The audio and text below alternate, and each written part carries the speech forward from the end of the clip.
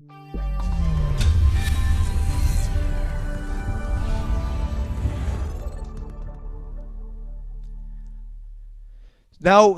we spoke so far about corporate devices, non-corporate devices, and guests. But there's also something else which we need to be aware of, the mobile device management. So now, BIOD enrollment can be achieved either via ICE or via a mobile device management platform. That's what MDM means.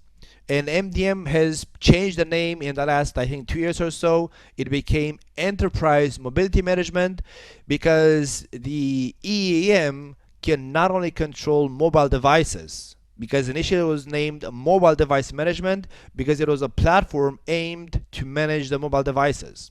But now MDM has evolved. It allows managing also laptops and computers, which that's why the name changed to Enterprise Mobility Management, because we manage all enterprise mobile assets like phones, smartphones, tablets, and computer laptops as well. Now, of course, if BIOD is supported by both MDM and ICE, then why would you choose MDM against ICE? Because MDM supports additional features for mobile devices and also for enterprise assets, but it's most importantly for mobile devices. So for enterprise assets, ICE is more feature rich than MDM, except as long as those assets are not mobile devices. But for mobile devices like smartphones and tablets, then an MDM or EMM technology or technology application is more feature rich than ICE is. So MDM allows to perform posture assessment on the mobile devices. Like what this means is that, for example, as we said before, that we want ICE to give network access to the users based on the health state of the system. We're going to see in a couple how ICE can identify the health state of a system as long as the system is a computer device like a desktop or a laptop. But ICE cannot detect the health of a system if the system is a mobile device. So that's the main advantage of using MDM. Because through MDM we can detect if the device was jailbreaked. If the device uses or doesn't use a PIN code, we can of course enforce the usage of a PIN code. If that mobile device has encryption turned on or not. What is the software installed on that mobile device? And based on all of those aspects that can be controlled via MDM, then what this means is that, for example, MDM is gonna communicate with ICE, because in the end ICE grants network access to the network to mobile devices, not the MDM platform. So if we look in here at a diagram, let's assume that this is a mobile device. This one is a mobile device. So we're gonna have the MDM platform in here, which MDM platform is going to be used to manage those mobile devices. So MDM is going to push some configuration profiles to the devices, like an email configuration profile for the enterprise email, a VPN configuration profile for the AnyConnect client, a Wi-Fi connection profile, because you don't want users' mobile devices when they connect to the network to ask around, or users are not in general capable of configuring by themselves the Wi-Fi connection, the VPN connection, the email configuration, and it's not scalable to call in all of those users to a help desk support. So those people are going to configure those devices, Wi-Fi, VPN, and email clients. So rather off the MDM technology, the MDM, let's say software, is gonna push over to those devices all of those profiles: the VPN profile, the .1x profile, the email profile, the Wi-Fi profile, and so on. But in the end, so that's only to manage the device and perform some restrictions on the device. But in the end, when that mobile device wants access in the network, he's gonna get authenticated still via ICE. So ICE controls in the end who can access the network and how. So for this reason, what we want is we're gonna configure ICE and MDM to intercommunicate, to exchange some information back and forth. Because what we want is that, for example, let's say that our company policy, MDM wise, states that devices should not be jailbreaked. Because if a device is jailbreaked, then a lot of the built-in security features of that device are gone. So that's a security issue. Also, our policy states that the mobile devices should not have specific applications installed. Like for example, application A installed, because we know that the application may contain malware. But the challenge is that if the user's device is jailbreaked, or if that user's device has that application enabled, ICE cannot know that. So that's why ICE is going to communicate with MDM. Because if this device in here is not conform to the company policies, it's jailbreaked, then MDM is going to know about that. And MDM is going to tell ICE, dear ICE, we have this user, this mobile endpoint, which is jailbreaked. It's not doesn't conform with the security policies of our company. So what this means now ICE knows about the health state of that mobile device. So when the user wants to connect to the network with that mobile device, ICE is going to say, no, I don't let you in because your device is not confirmed with our policies. Or ICE is going to say, okay, I let you and I give you network access, but restricted, because your device is not 100% conform with our security policies. So for that reason, ICE integrates with MDM to exchange back and forth information, so that we want to allow network access of mobile devices in the network, also by being aware and based on the health state and on the compliance state of that device with our corporate policies. So that's why we would integrate ICE with the MDM platform. Now the authorization part, so once the device has been authenticated, authorization is likewise done based on the context. So based on who's the user, when it got connected, how, like VPN, Wi-Fi, wired, from where, and what, then we are going to be able to, we're going to assign the user different authorizations. So the same user from the same device may get a different authorization based if it's coming from a VPN connection or from a Wi-Fi connection, or if it's coming at 3 a.m. in the morning to be connected to the network. The commonly used authorizations that ICE is going to push over to the authenticator to control network access are going to be VLAN assignment. So we're going to put that user in a specific VLAN, and ACL assignment to restrict what traffic can that user send in the network. Let's say also commonly used but not widely deployed, because it's kind of like a new technology, sort of. Actually, it's not a new technology, but also ICE can authorize network access by using TrustSec. With TrustSec means trusted security, and we're going to speak later on about that. It's built. It has two main components: SGT and MACsec. And the system health state is determined via partial assessment for laptops and for computer laptops and desktops, because ICE would want to give network access also based on the health state of that system, and ICE is going to be aware of the health state of the system. If the system is a laptop or a computer desktop, it's going to know that via partial assessment. If the system is a mobile device, it's going to know the health state of that mobile device by communicating with the MDM platform. So partial assessment means that on the laptops and computer desktops, we're going to have a client running on that end system which verifies compliance with the enterprise policies. Like as I stated, is the firewall turned on? Is the antivirus engine installed and up to date? Is your operating system up to date? Or is the client infected, for example? Now let's speak about TrustSec. So TrustSec stands for Trusted Security, which means we want to, this is a framework developed by CISCO, which means we're going to give network access to users and devices in a trusted way. And TrustSec has two main components: SGT, which stands from Security Group Tags, and MACsec, which is a standard 802.1ae. Now, SGT is nothing else but a 16-bit value security tag or label attached to IP packets.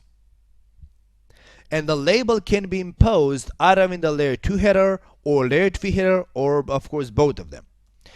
You can look at this tag like the VLAN tag.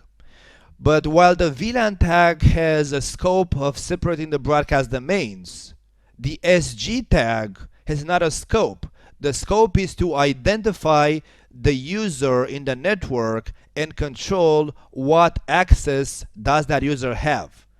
So you can look at like a regular label, which identifies that user in that device in a specific context, like from where did it connect, when did it connect, and how did it connect.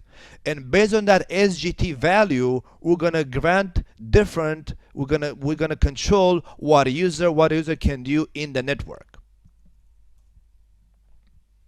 While MACsec is nothing else but hop by hop line rate layer 2 encryption. It's layer 2, just the name states. MACsec stands for MAC security, which means we're gonna protect and secure the layer 2 payload, which means nothing else but the layer 2 header is visible in clear text. And because it's hop by hop, can be host to switch or switch to switch. We're gonna see in a couple a bit more about both of them. Now the SGT architecture, let's take it one by one. Let's speak about SGT. So the scope of SGT, why did we invent this let's say technology, is for scalable firewall rules. So instead of restricting users access via access lists, we're going to restrict user access via SGT values. So why do we need this? For a very simple reason. Like imagine nowadays one user with one device can be connected via VPN, so it's going to get assigned one IP address, can be connected via wired but from multiple locations, which is going to have 10 or 15 IP addresses assigned depending on the location it connects to, via wireless, again from different locations of the company. Likewise, it's going to get assigned a lot of IP addresses. So assuming we want to give to that user the same network access regardless of the connection point, it's not scalable to perform firewall rules and put in there for the same user 20 or 50 rules just because that user is going to get assigned different IP addresses. So it's not scalable. Because again, if that user gets different IP addresses assigned based on the connection type and connection point, and we want to give to that user the same access type to the network, it means that somewhere when we have a firewall in the network, we're going to have to configure for the same user 20, 50, 60 plus rules based on how many possible IP addresses that user can get assigned. So like if we look at the TrustSec overview in here, so without SGT, then when this user connects, he's going to have a specific IP address assigned. And then we have to configure somewhere in the network, like DC firewall, to restrict what traffic can go from the enterprise to the data center side. And as I stated, imagine that this user in here, this user can get multiple IP addresses assigned based on a connection point and type, which means that for the same user, I'm going to have to configure on that firewall a lot of rules, and that's not scalable. Not only from the hardware point of view scalability, but also from the management of configuration point of view. So the outcome is that we want to control network access of the users no longer based on IP addresses, but based on the context of that user. So the context is going to in the end mean the SGT tag value assigned to that user once it got authenticated in the network. Now for SGT to work, we have three main components. We have the classification part, where it means that we have to assign an SGT value to a specific user or specific device. The transport part, which means in order to be able to configure firewall rules based on SGT values, it means that that SGT value has to be transported across the network. So impose the label, that SGT value, and preserve the label in the network as traffic flows to the network.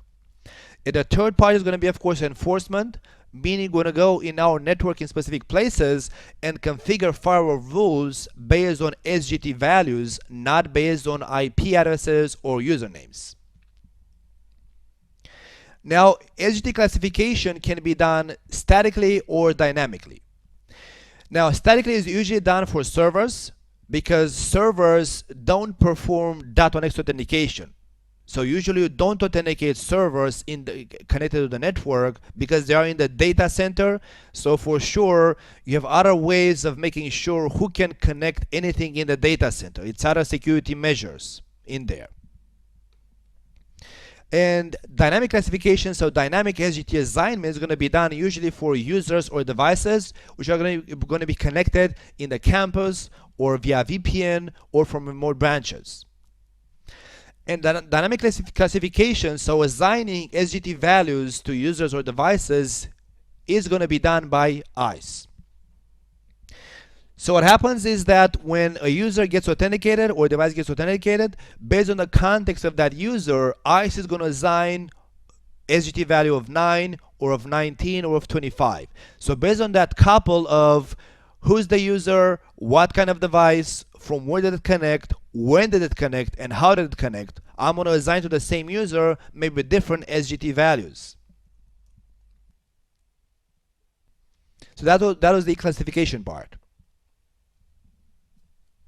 And let me see if we have in here something that I can show you in the CISCO's documentation.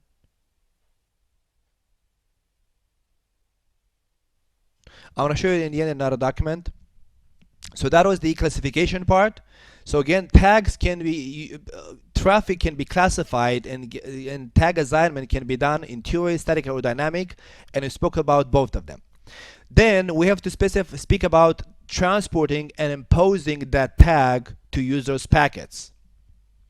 And we have what is called inline SGT transport, which what this means is that the authenticator is going to impose the SGT to packets from authenticated users' devices. And the transit network will just preserve the SGT tag value. But for the authenticator to perform this, so once ICE has authenticated the user, then all traffic coming from that user, from the VPN or from the Wi-Fi or from the wireless, the authenticator, which is going to be the VPN gateway or the switch the user got connected to or the wireless LAN controller, is those authenticators receive traffic from the user. They're going to impose that label on the user's traffic and send that traffic labeled with the SGT tag value in the network. But for this to work, the authenticator requires both hardware and software capabilities. So for that reason, not all devices have this capability, which means we have a new protocol which is called Security Tag Exchange Protocol, SXP, which is used to fix this problem when the authenticator cannot impose the tag value received from ICE. So SXP is going to be a control plane protocol based on TCP, which is going to signal is going to signal to other devices which are capable for inline SGT transport. Is going to signal to other devices the SGT to IP mapping as received from Cisco ICE. And that's going to be a point-to-point connection of type TCP between what I call the SXP speaker and the SXP listener. If we look in here in a trusted documentation of Cisco,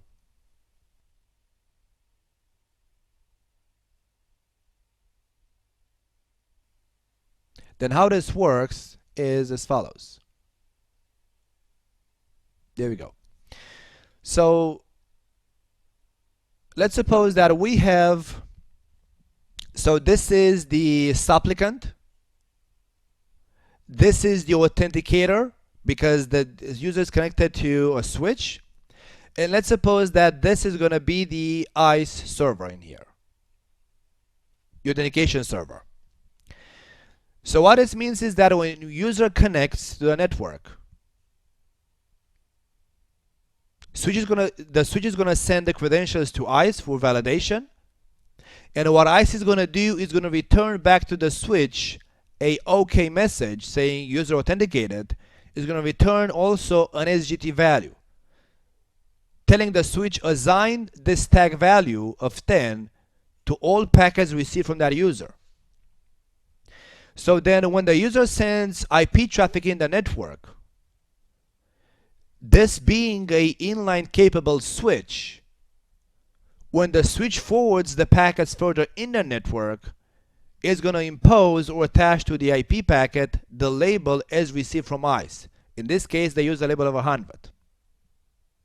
And as you can see, each network device in transit, if it's capable of inline SGT tagging, as it forwards the packets further in the network, is going to preserve that value attached to the IP packet. Now we have another use case in here of another user connection, but the switch that a user is connected to, that it's an older model, doesn't have inline capability, doesn't have the capability to enforce the tag inline. So what's going to happen is that again, the user connected to the network, it sends its credentials to the authenticator. The authenticator has sent the credentials further to ICE for being authenticated. ICE said, okay, user got authenticated, and ICE said, assign a label of 100 to that user's traffic. But because that authenticator is not inline capable, what the switch does through this SXP connection to another device, where this device is inline capable, it can impose label to IP packets. Then the switch is going to be, this is going to be the SXP listener, speaker, the SXP speaker, and this is going to be the SXP listener. So the switch, the authenticator, the SXP speaker, is going to tell to the SXP listener, to this SXP session, the IP to SGT mapping for this user. So now what happens is that when this user sends IP traffic in a network, the switch is going to forward it as it is because it cannot impose an SGT tag value. But now when this device receives the IP traffic, because this device is SGT capable inline, and because it has received from the switch the IP to SGT mappings via the SXP session, now when this switch receives the traffic and sends it further in the network, it is going to impose the SGT value as he learned it from the authenticator in there. So that's the use case of the SXP protocol.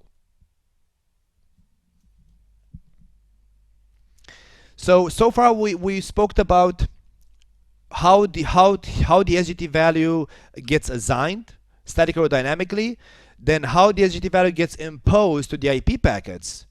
The last step is going to be exactly the scope of SGT. Then okay, how can we build firewall rules to control IP traffic in a network based on the SGT values?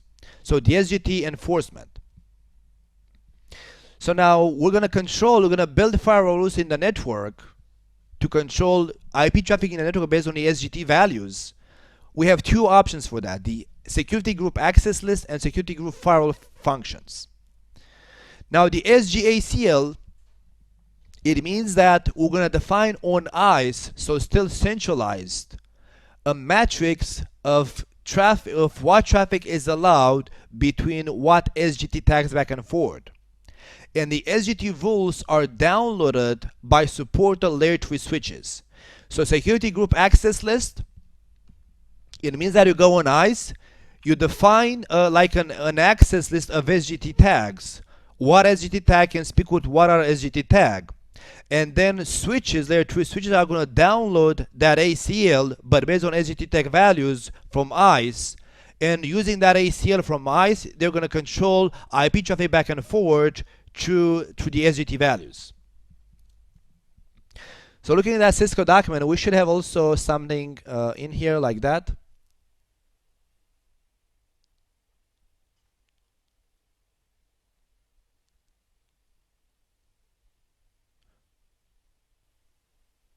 Let me look for SGACL.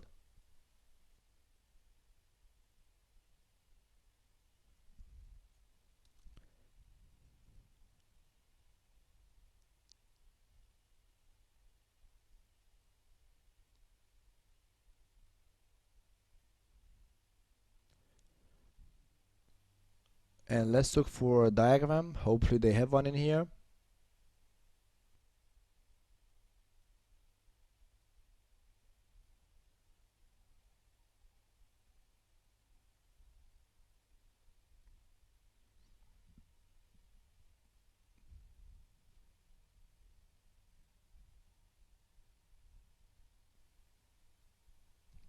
Probably it was a bit upstream.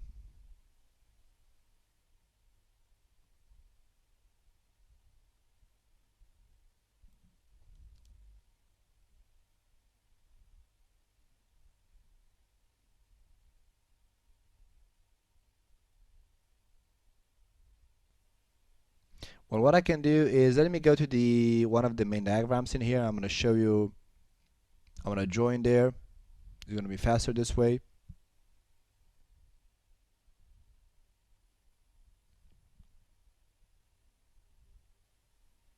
Okay, so let's take a look at this diagram in here. Let's assume the following. Let's assume that this user got assigned an SGT value of 10, and this user got assigned an SGT value of 20. And then, of course, then those values have been assigned to those users by CISCO ICE. Let's say this is going to be our ICE server in here. And actually, let's put ICE to be not that device, but let's say ICE is going to be this device. This is going to be my ICE server.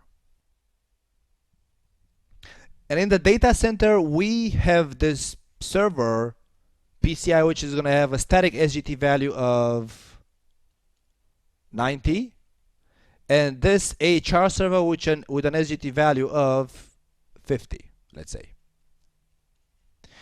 Now, what do? You go on ICE in here, and you configure that access list, the SGACL, based on tags, which you're going to say something like a tag of 10 can only speak with a tag of 90, and a tag of 20 can only speak with a tag of 50.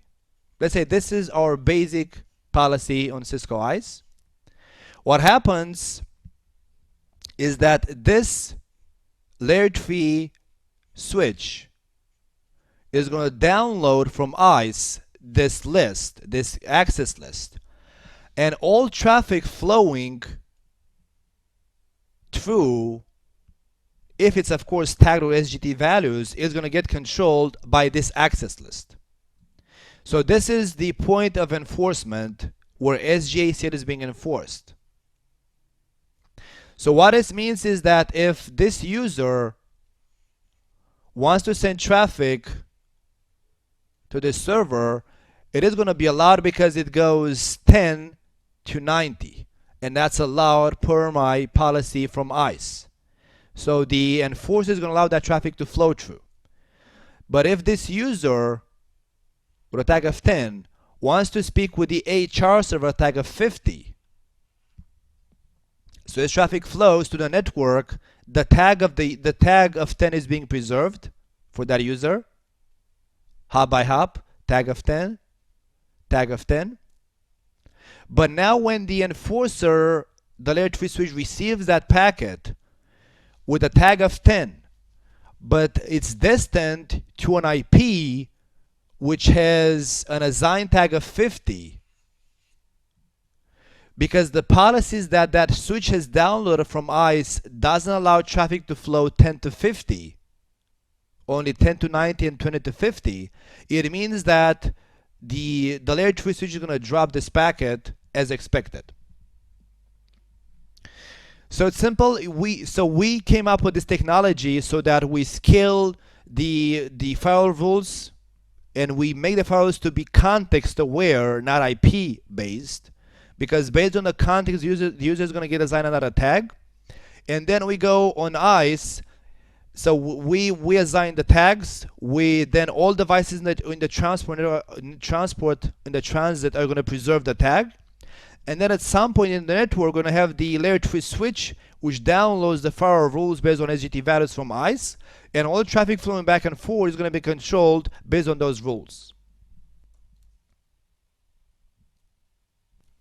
The second type of enforcement can be done via SG firewall, which means in this case, the SGT rules are not configured centralized on ICE, but independently and locally, for example, on Cisco ASA. So the firewalls have to be, SG firewall means that the enforcer now is going to be a firewall, not a layer 2 switch.